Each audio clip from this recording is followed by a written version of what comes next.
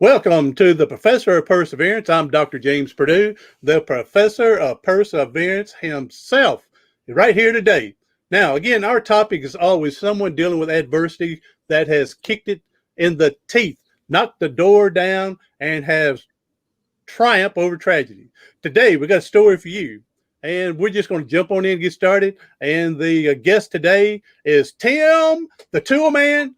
Well, not Tim, the Tool Man, but Tim. This is Will Life Taylor.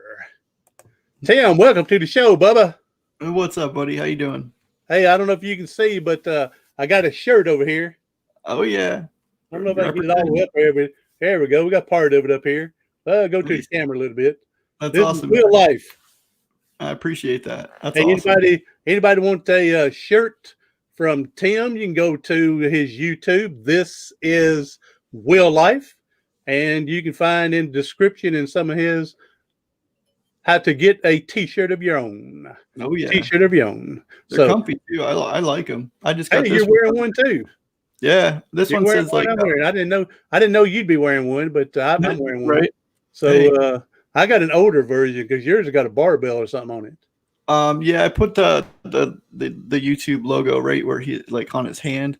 And then underneath it says subscribe and has the button. So if I'm ever out and about and somebody sees it, maybe, That's right. Yeah, if you're not marketing, nobody knows you. Right. I got stickers for my van too. I got to find somebody to put them on. Hopefully I can get them on straight the first time because I only bought 2 of them, but one for go to one of these detail places, that artwork thing, they'll put it on straight.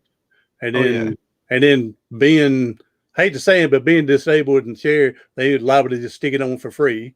So, some people are, they'll say, yeah, let me help you out, buddy.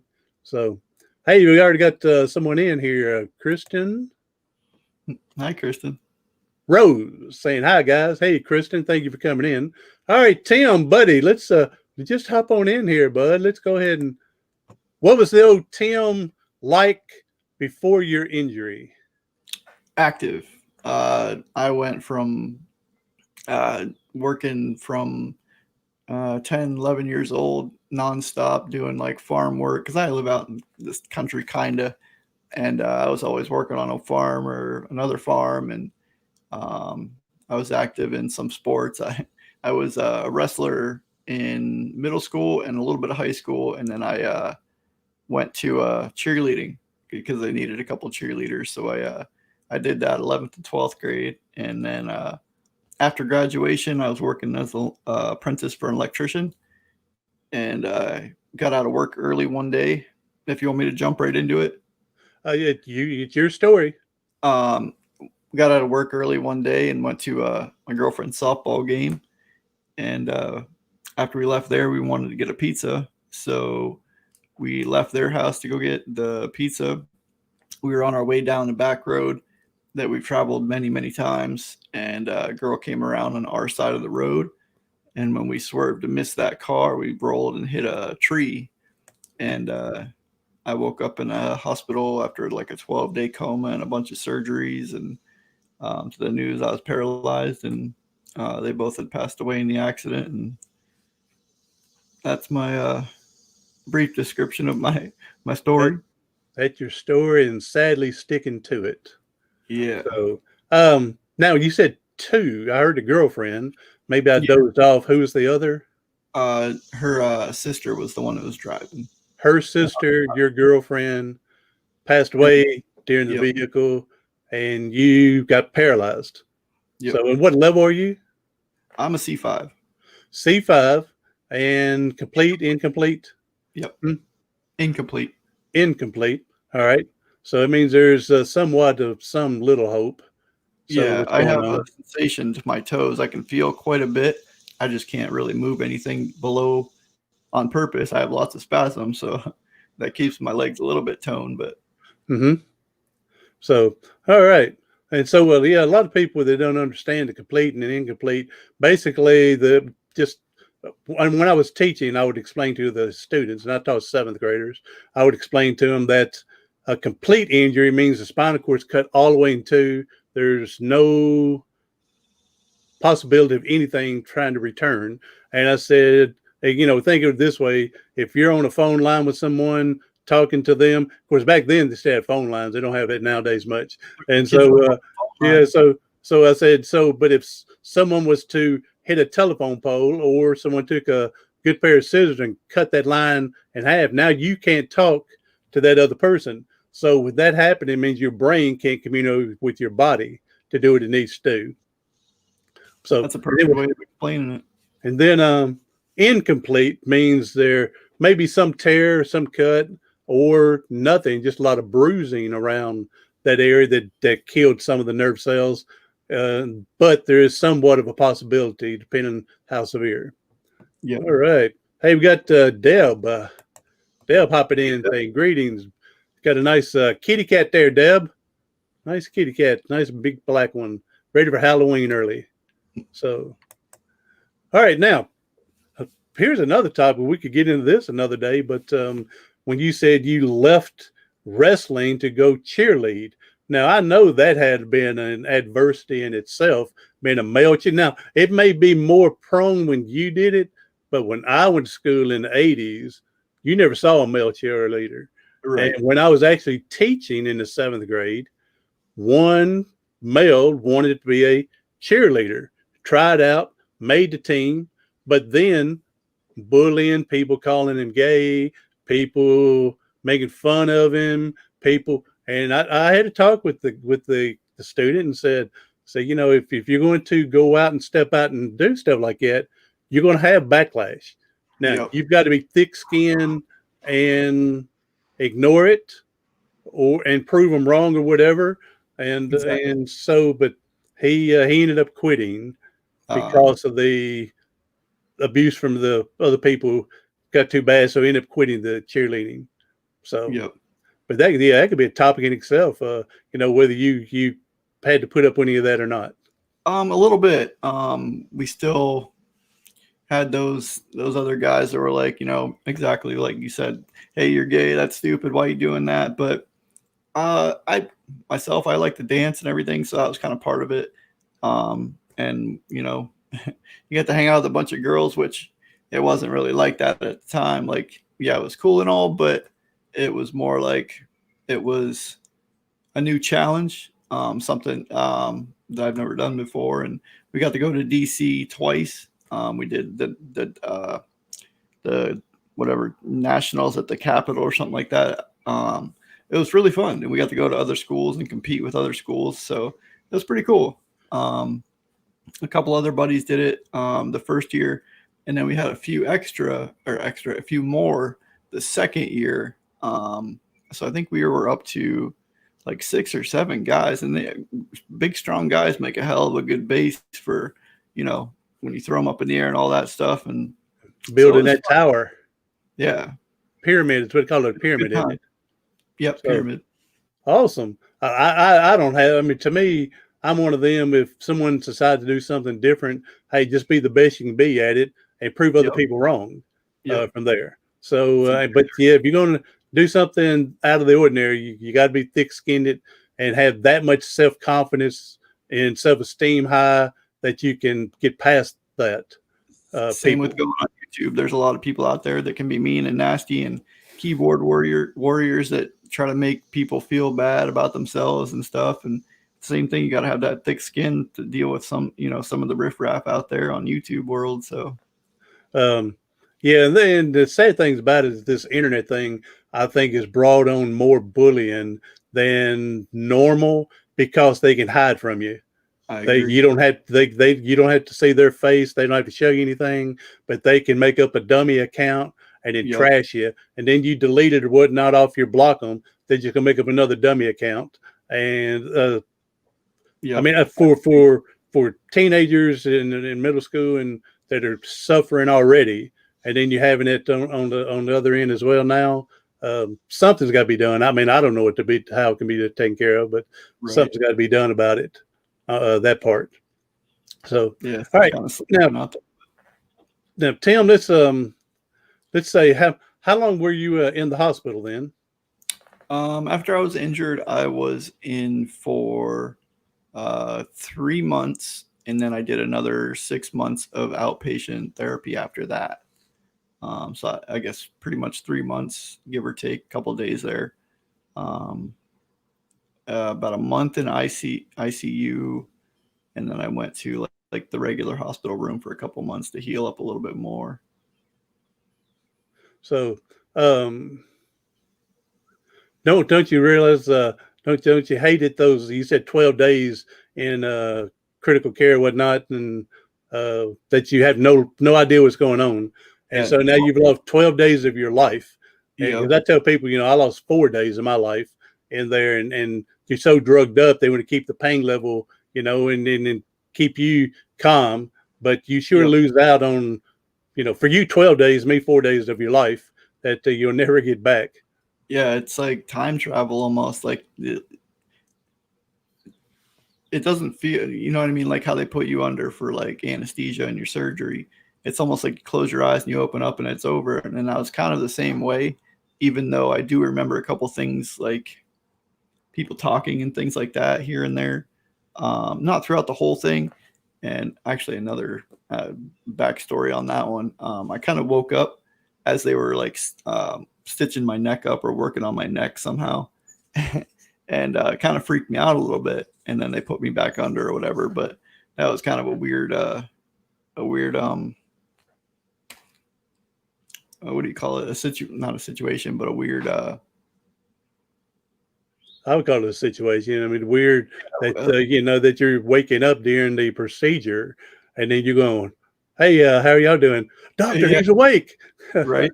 That's So, pretty much it. And they put me under, and then I woke up, whatever, 12 days later, and just to, news that your whole world is completely different. I read stories where other people that were not paralyzed, but whatever they were in surgery for claimed they woke up. But because they, I guess, taped their eyes closed and whatever, and they got the respirator in their mouth, and so they couldn't speak and talk, but they could tell what the doctors and nurses were talking about, pretty much word for word, and said they had to, feel through all that pain because they couldn't acknowledge that they were awake. So that'd be something. That'd be wow. So yeah, pretty scary. All right, Tim. Then the first time you heard that you had a spinal cord injury, or maybe the first time before you even come in, first time you try to sit up, or first time trying to scratch your nose, and you're going, something ain't right here, or did they come in when they thought you were waking up and they finally told you? When I first opened my eyes, I had like family around me, and I spent enough time in the hospital to know, like, 'cause I was in the hospital when I was 7 years old with spinal meningitis, and I was in and out for like a year. So, a hospital room when you wake up and you hear the beeping and all that stuff. And so I kind of woke up with family around first. And then my dad was in the room, and he kind of broke the news to me once I woke up enough. And then I just kind of broke down, and, I just kind of knew, things are going to be different.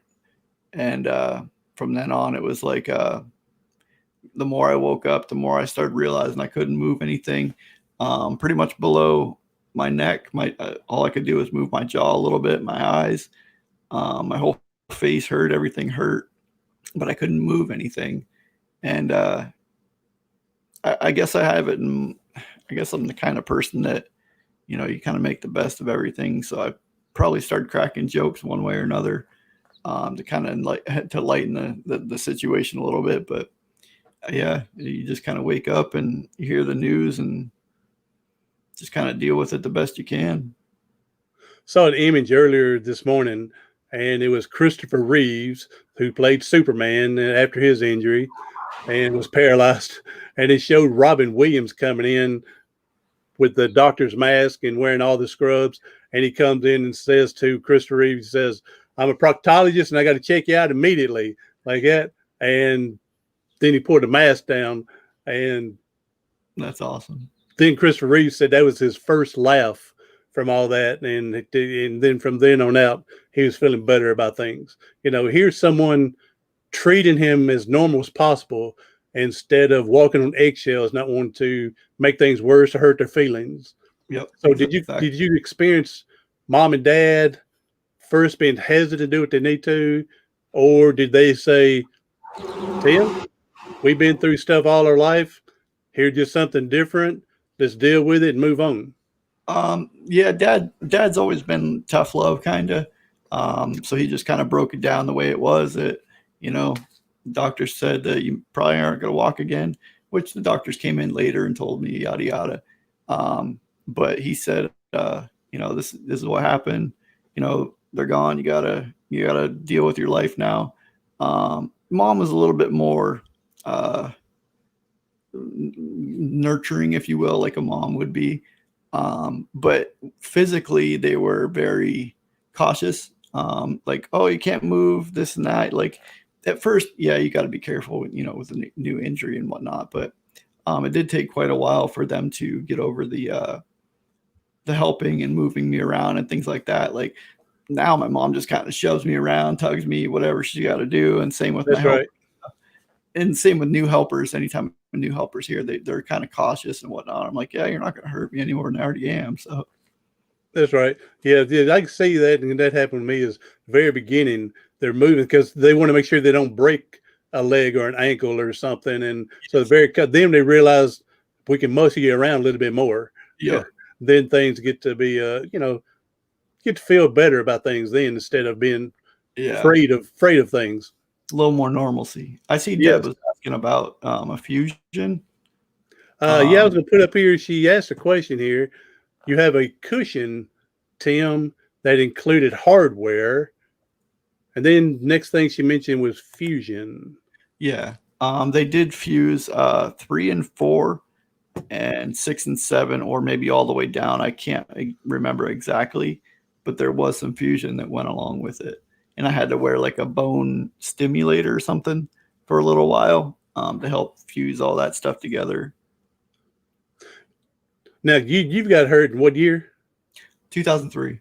2003. Now I'm an old fart with this thing. I was back in 1983, and so back when mine was fused together, they just and I still have X-rays, and you can see where they cut some bone off my hip and put Yep. bone on each side of the. I'm assuming each side of the spinal cord column and the bones, and then you can see where they just took wire and just wrapped it around.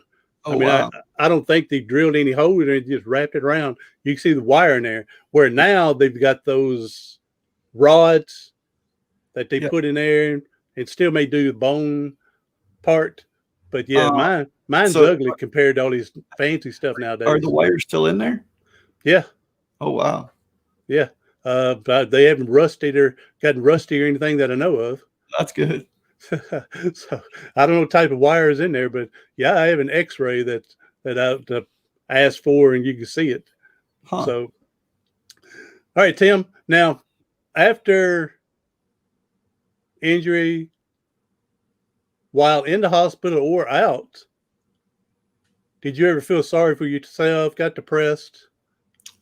Depression, yeah, for sure. At first, quite a bit. And then once I got out of the hospital, well, pretty much in the hospital too, my friends kind of kept me laughing. They kind of kept me out of that mindset, like, hey, we're still gonna do things. We're still gonna get you out of here. We're still gonna, have fun. And they did. And I had family and friends here for months after my accident that they were hanging out, laughing, having a good time, whatever they were doing to keep me laughing. I kind of helped them as well. So, but yeah, there was definitely some depression. I wouldn't say really feeling sorry for myself so much. But after I finally accepted it, which took me quite a while, I'd say a few years at least, to accept this is the way things are going to be. Because you always have it in that mindset. Hopefully I get better. Hopefully there's a light at the end of the tunnel. But yeah, a little bit of depression. Music definitely helped with that. My friends really helped with that, and my family and everything. But yeah, music and they wanted me to see a therapist in the hospital. I kind of decided against that. I've never been one to talk to other people about things. It's always just kind of dealt with it in my own mind and things like that and worked it out myself. Nothing against anybody that does, but it just wasn't for me, and I just wanted to kind of deal with it on my own, and you know, I like so to yeah, say when you see the light at the end of the tunnel and know it's not a freight train coming, right, that's when you can start healing and moving on. yep, and then you kind of Deb, she said 1982 for her. oh, wow, So pretty cool. I'm assuming a spinal cord injury. What level, Deb? So what level are you? And hey, maybe we can get you here, Kristen. Laughter is a great medicine, and that is true. To stay Very true. active and get some laughing in, not the old pity why me. I mean, it's okay to go there. And a friend of mine, Jan, she said before, it's okay to visit Pityville, but it's not okay to move in. Yep, So go in, get your little crying over, feel sorry for yourself, take 2 or 3 days if you need. After that, hey, let's get back to life and move on. exactly. And Oh, that and goes for Deb, anybody, disability, injury, or everybody can take a note from that. That try not to let things keep you down. Things can get you down, just don't let them keep you down. that's right. And Deb, See, C6. C6. And go ahead and put in, Deb, what happened in for you to be a quad C6. Actually, it's C6, C7. It's still a quad, but you're a very, very functional. You're almost a para at that level. So if you could just put down what happened to you, Deb, thank you. When when did you went through your depression, and when did you say, piss on this? I got to get back to living life the best I can and everything, and then you decide, let's make things the best we can make it, and let's move on. Again, I'd say probably maybe 2 years post injury. Um, I don't know exactly what point or anything. May have just been, just living and, experiencing everything. And I took a trip to El Paso, Texas to visit my brother who was in the military in like 2005. And once I realized like I could still go places, do things, um, I made a plow for my 4x4 chair a few years later after that. Things like that really helps you um, realize you still got your brain. You can still do things. It's still up there. It's still working. Might as well keep using it. It's there for a purpose. So that's right, there for a purpose and to keep your mind active, and you just need someone to be your hands. There's yep, plenty of things out there to do. that's So, exactly it. all right, Tim, what's I'm assuming, and I know for me it's true, that you've had to have great support system to help get you through everything. Yeah, my family is awesome. I have 3 brothers and a sister, and I have I've lived with my mom since the accident, and they've all been just helping me when I need it.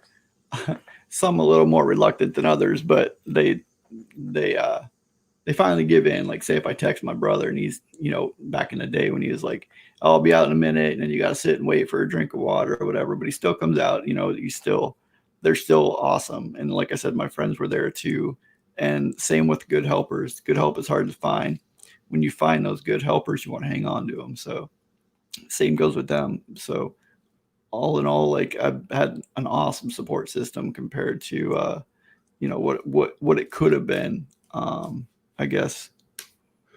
I've met other people, especially a couple of people when I went to Miami with the Miami Project trying to do research with Yeah. me and everything. But met one of the guys, his name was Danny. I would be surprised if he's still alive today. He was a little older than me. But the reason I say that is didn't, according to him, he didn't have much family support. That when he was leaving the Miami Project, that he was going to be put in a nursing home once he got back home. And it Oh, was somewhere up in your area, but I forgot. I want to say Massachusetts, but oh, I'm not sure if that's right. But it's up in your area. I remember that. So, but Danny, he didn't have that support. He was going to be put in a nursing home when he got back from that research. which Deb, go ahead. Deb said she was car accident. She was a passenger and wasn't wearing a seatbelt in '82. And the driver was going too fast, sharp turn, hit a telephone pole. Well, sorry to hear that for you, Deb. But with you being here, hey, you're like me. You're a big old veteran compared to everybody else. So apparently, you've done something right all these years to keep you alive and keep you going. So I'm so proud of you for hanging in there. So now, what you gonna say there, Tim? I don't know where I was going with that. There you go. You know one thing about this podcast and stuff, I can edit all that out, right? Oh yeah, perfect. So it doesn't seem as I mean, it runs a little smoother than I don't Right. know. I'll try to do better so you don't have to edit too much out. But No, you're fine. You're fine. Just go at it. All right, Tim. Now, what? Now, here's get into this. Was there anything, like I said, using your mind and whatnot, anything that you really got into after your injury that helped build your ego, build your confidence? yeah, I mean, you talked about building a 4-wheel drive early thing on, for your wheelchair. Yeah. my back in high school, when in ninth grade, two buddies and myself, we started DJing, and we would go around and do other schools, and we do weddings and things like that. And after my accident, I'm like, we'll ever do it again, So my buddies were just kind of like the hands, and like they help carry stuff and whatnot.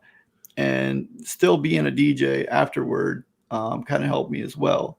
There was a bar that I had to put like 8-foot ramp in to get into the bar to DJ every Saturday night. And we built a ramp just to get in the bar. And so, yeah, definitely being in front of people, like a big crowd like that, definitely helped as well, because creating that good time made a good time for me when I was DJing and stuff like that. And so that kind of helped as well. Like I said, the friends making you laugh and things like that. And just like Kristen said, laughter is the best medicine, and you got to keep that smile going, and, keep you moving forward. Well, when you get that accolade, that pat on the head, that boy, way to go, it will build your self-confidence, your self-esteem. And like I said, being at this club, even though there was an adversity there to get into it, like I said, built a ramp to get you into it, and then was able to perform, your duties, something you like doing. And Yeah. I'm sure for you to keep going back, someone had to been going, Tim, appreciate you doing this. Yep. You and other people talking about how much fun they had with it. So for you to keep going back. The one bad part is with the bar, everywhere it can be like this, but when people come up with a full beer and they're dancing around you and try to get you out on the dance floor and they're spilling beer all around you, I didn't care for that part, but the rest was a good time. There you go. I would say, before you spill it, can I get a drink out of it? Yeah, right. So, all right, Tim. Now, we all go through something. Something's going on all the time. Some have it worse than others, and some, whatever reason, they don't seem to get it as bad. So, but I don't discount anybody that going through whatever they think is tragedy enough. And my example I give is, if you get up in the middle of the night, which is not you and me in the middle of the night now, but someone gets up in the middle of the night and they got to go to the bathroom or get a drink of water, and then they kick the door away with their big toe. And, what do they got at the end of the night? They miss an hour of sleep because their toe was hurting. So, but here's what I'm getting to. If someone did that and they had brittle bone disease, now they've shattered that toe. Or if they're a hemophiliac and now it's bleeding internally in there and it can't get it stopped. So now there's a problem. So Right. with those two, so I don't discount someone if whatever their tragedy, if it's big to them, it's big enough to go from there. Yeah. So what kind of advice could you give someone? Pep up, let's go, let's live life. What little advice could you give people? It's going to get better. As long as you're still breathing, it's, something to knock you down that hard. The sun is still going to rise tomorrow, and tomorrow's a new day, and just can make it a better day. It doesn't, just because, today sucked doesn't mean tomorrow's going to suck. And even again, like we mentioned earlier, if you're in Peteyville and it sucked for 3 days, You finally have to make the decision. Let's get up and do something about this and make it better. Exactly right. You know, you can be the victim or you can be the victor. I've seen some of post that. So I like that. That's a good saying. hey, there we go. Heard someone driving and racing outside your house Yeah, there. sorry. So no, it's okay. All right, Tim. You mentioned some of your friends coming to the hospital, trying to help you feel better about yourself, letting you know that they're going to still be friends, get you out and go do things. How long did that really last? Probably a good year and a half. I had people around. We almost had the cops called one day because we were having a get together. Not even a party. It was just a bunch of friends that wanted to come visit. But that was pretty much. I had 1, 2, 3, 4, probably 4 buddies that were always here, always doing something. Whether we were just watching TV, playing, video games, just hanging out outside. And that probably went on for a year after, and then slowly after that, they kind of just, life happened, kids happened, and they kind of just, make their own way. We still chat and talk all the time. They still have my number, I still have theirs, so we still keep in touch. My 2 real good buddies usually stop by here and there, depending on if they're in town from working and stuff. But yeah, I'd say about a year or so, they out of the hospital, they kind of were just always here, always making me laugh, always doing some dumb stuff to make us, entertain us. We live in a small town, so we're used to that. They when I was in the hospital, a social worker told my mom, she says, I don't care how popular James was, whatever happened in high school, athletic, she said, by the time it's done and over with, you'll have about 4 or 5 people that you can really call. Yep. I don't say call just friends, but people you can depend on. You're exactly right. And so, and like you said, I don't feel bad for the people not coming around that I went to school with, because life happens. They've gotten married or living with someone, they got children, and they got their own life. I don't, I'm not discarding any of that. But yes, when she told my mom that, my mom told me, I said, you're crazy. Nope, she was right. Yeah. She was right with that. So, Deb,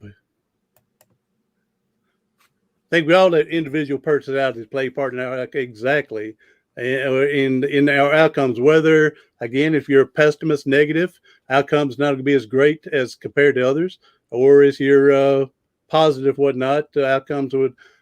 Just because you're positive, this is from Zig Ziglar, just because you're positive doesn't mean you're going to get everything and come your way or whatnot, but it means you can deal with everything better than someone that's negative.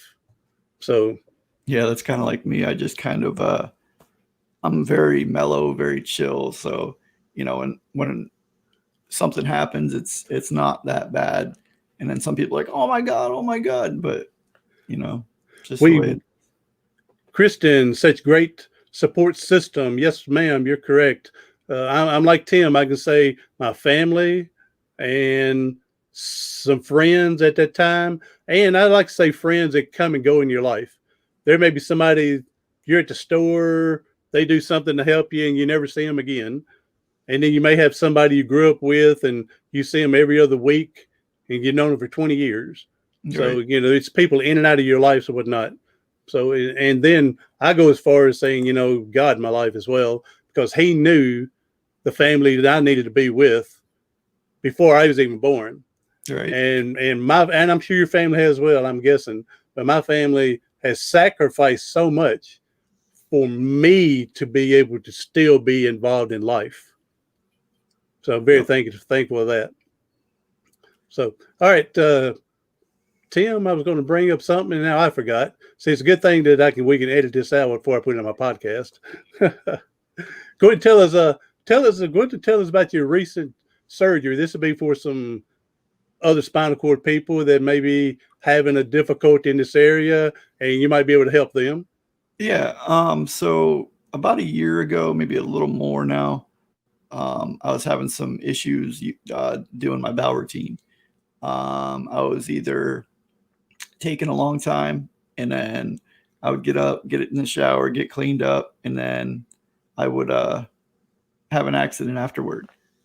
And that was happening more and more, and I was getting like pain internally, like in my lower back, things like that.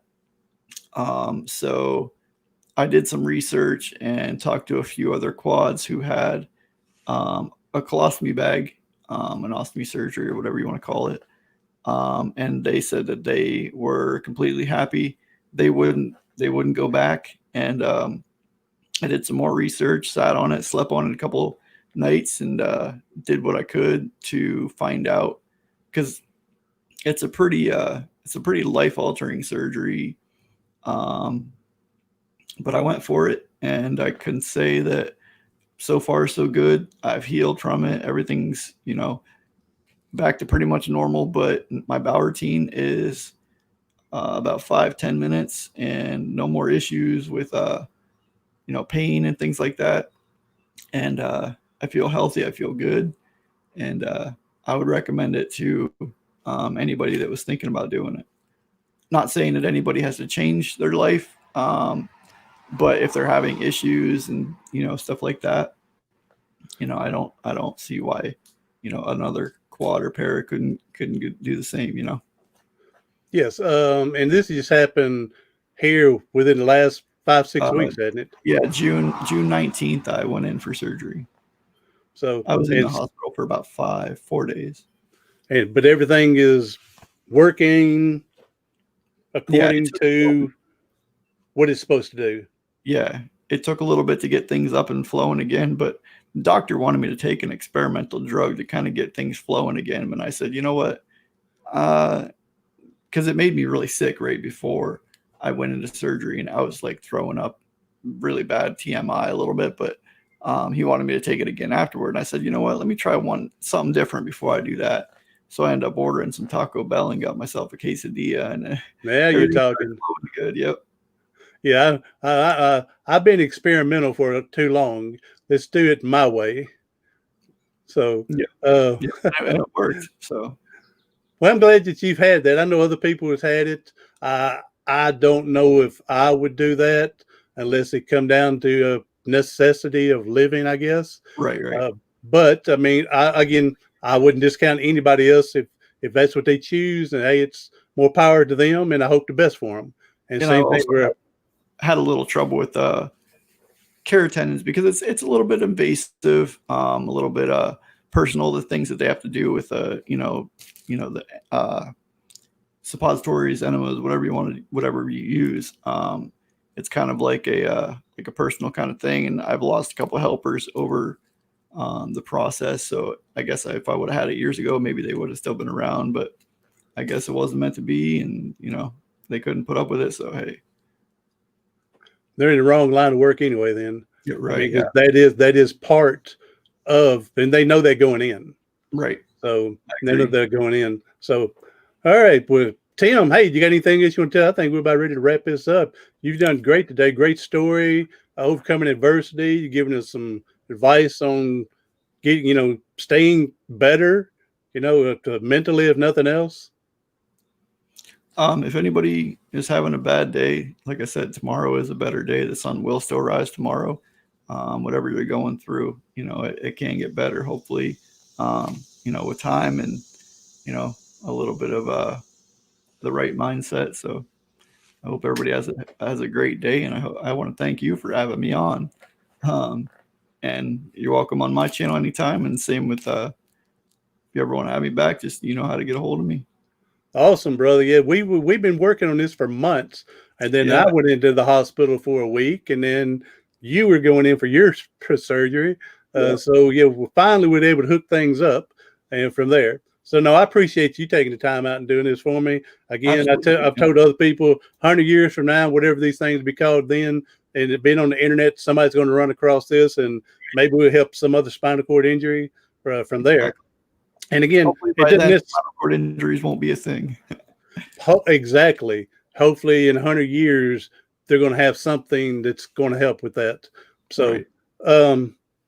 And again, this information given is not just for a spinal cord injury. It's for anybody tomorrow. I don't care whatever depression you're in, alcoholic, drug abuse, porn abuse, whatever it is, cancer.